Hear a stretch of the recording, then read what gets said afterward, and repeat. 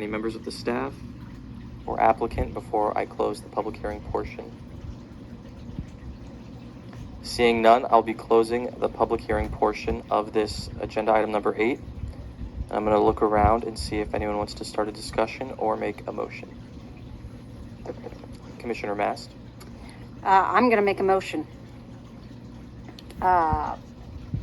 Based on the evidence and testimony received, the public hearing, I move the Planning Commission recommend approval for rezone petition number 21-25 and also the critical area plan amendment 18-01 with 8 stipulations in accordance with staff report with favorable findings and fact. Thank you. Is there a second to the motion on the table? And a second by Commissioner Cooper. To your motion, Commissioner Mast.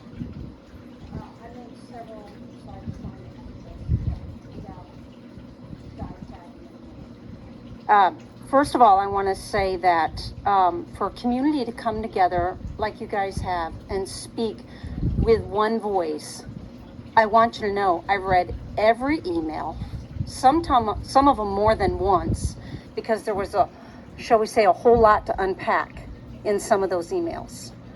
I take very seriously the position that I hold here along with my fellow commissioners, and I know it for a fact because I've served on this 7 years, and this is my community, and I believe very strongly in good planning and being good neighbors. So having said all that, I want to thank all of you for your endurance tonight, for your patience, and I want you to know you were heard and very much respected. And sometimes we don't agree on things. That doesn't mean you weren't heard. It doesn't mean you weren't respected.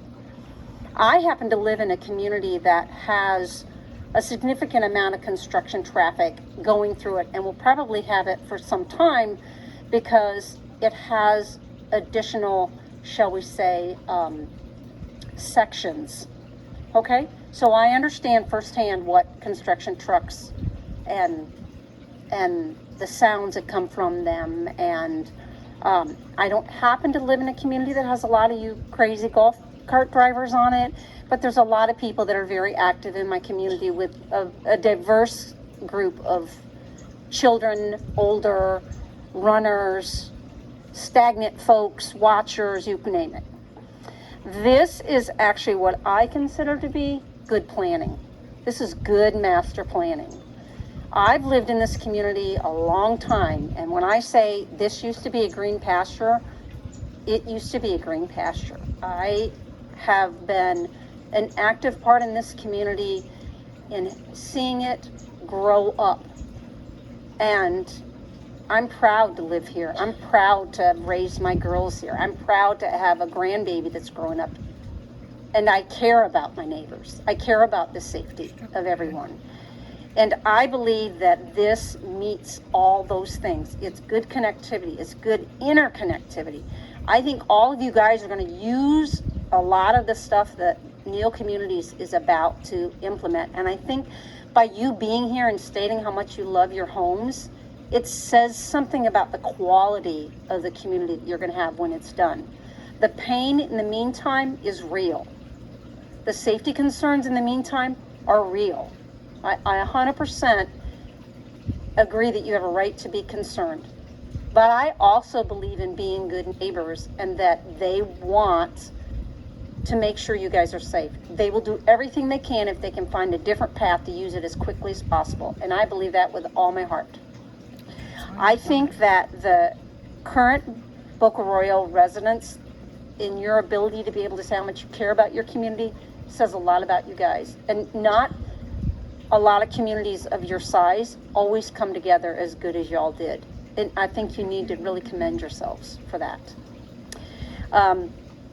I think that the comment about a decrease in value of your homes, sorry, not at all. If anything, it's going to increase. And I've lived here long enough that I've seen it.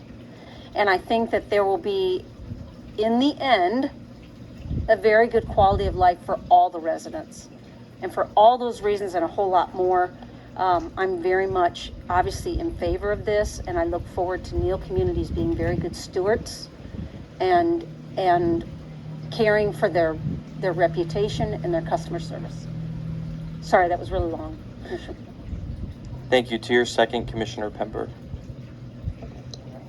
Sorry, That's fine. Commissioner Cooper, to your second. I think to some of that, I think, it's important that, planning commissioners wear two hats. We all live here, and likewise, I live on a road where, just it's construction traffic all day long, and it's been since I've been on this board, we've approved hundreds and hundreds of homes within a stone throw of where I live, and I've got young kids and a dog, and you have to give extra care, and it can get loud, and I don't know that there's many places in Sarasota County right now that aren't dealing with some sort of construction traffic in the nearby area. And so that's us as citizens. We live here. It is what it is. But I don't know that overrides either the planning principles or the legal principles here. In my mind, it took me a minute to get around the legal title to the roadway network, but I get that ultimately when the master development is complete, they will hand it back over to the HOA, and they will become owners of it. And so there's indicative there that it's not complete. They're still building homes in the neighborhood today. We know that they're building homes, and so if this were somebody who wasn't the master developer, they came in and bought it, we're asking them to do this, I don't think I'd be very friendly to that. I can understand how it's kind of obstructive and obtrusive, but when what you're looking to do is put an appendage onto an existingly developing community, and with the tenants that exist inside the HOA documents, the title being on the road, it seems like, one, I'm not nearly as smart as their attorney or our attorney or any attorney really, but I don't want to put Sarasota County in an unfortunate position where we're pushing it back against something that's allowed by standard law, and I'll let the county commission go through that. But I think Mr. Reese did a good job, and the competent substantial evidence has me leaning towards this makes legal sense, and I think they have provided enough information to me to have a reasonable belief that they're trying to continue an ongoing construction of a master plan community that they've been doing for quite some time now. And I think we've seen over the years as we do master plan communities, these are the type of things when they come back for rezones and whatnot. You think about a Palmer Ranch, think about anything else, you just continue to appendage on. And it took me a while to get my head around it and get there, but I think that's where I landed in terms of our planning principles and our findings of fact. Thank you. Are there any points of discussion? I'd like to state where I'm at with this, and at this point, I am opposed to the motion as is, though I am in favor of what the rezone would be. I took a tally, and there was multiple speakers this evening that said they're in favor of the rezone, but not the cap amendment, and I completely understand why. I think that everything I saw this evening is presented by Mr. Neal and Neal Communities was incredibly professional and respectable, and I'm positive that it will be a very nice outcome, as is the other communities that you've created. That being said, I do feel that Mr. Reese's recap there at the end to talk about substantial evidence definitely makes me put my planning commissioner hat on differently. That's a really great closing argument, but I do have planning commission findings of fact here that states that the ingress and egress to the subject parcel, which someone mentioned that and left off the next part that says internal circulation will adversely affect traffic flow, safety, or control. And I do feel that control is a big part of it, and the homeowners association, the homeowners' ability to control what's happening in the neighborhood that they bought into. I do understand there's a legal component to it that I don't fully understand, but I feel like that's okay. I heard really great arguments this evening that it will have to be worked out by the time it gets to the county commission, which I'm sure it will. I'd like to thank everyone in attendance this evening, whether you're on the applicant's team or a member of the public, for being here to stick up for what you think's right. This has been a very respectful audience, and is a new chairperson of the Planning Commission. It's interesting, and it's very helpful when we have such cooperative audience, though it might not always be a win for the audience or a win for the applicant, but it does make this process much more rewarding when everybody can follow the standards of the process. And for that, I very much appreciate everyone's ability to be here this evening.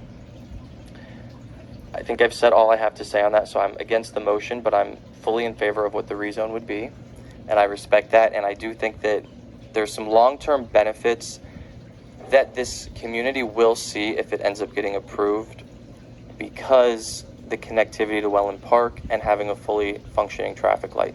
Now, I am someone who strongly dislikes pulling out and going left on any direction of a road that doesn't have a traffic light. I'm on 776 daily, and I honestly never go left anywhere on 776. So I know at some point you'll have a fully functioning traffic light if this gets approved, and that will be a tremendous benefit that could save an exponential number of lives. The connectivity to Welland Park, if there's traffic issues on 776, instead of having to go south or all the way around, you'll have another way out.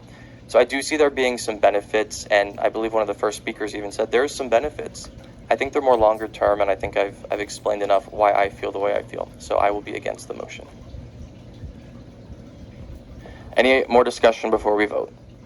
Those in favor, please signify by saying aye. Aye. Aye. Opposed? Opposed.